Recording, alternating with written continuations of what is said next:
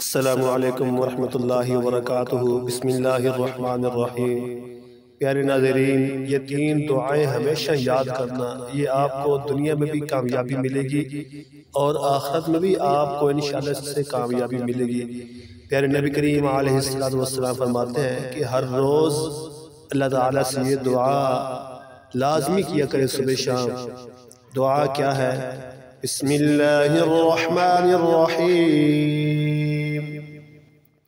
اللہم انی اسألک حسن الخاتمہ۔ اس کا ترجمہ ہے اے اللہ میرا خاتمہ اچھا کرنا، یعنی کہ ایمان پر کرنا۔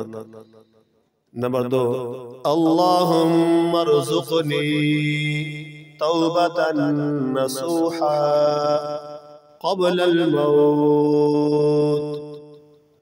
اے اللہ موت سے پہلے مجھے سچی توبہ نصیب عطا فرمانا۔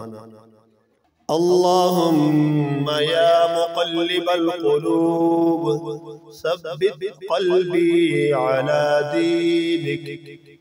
اے دلوں کے پھرنے والے میرے دل کو اپنے دین پر ثابت قدمی عطا فرمانا، آمین یا رب العالمین۔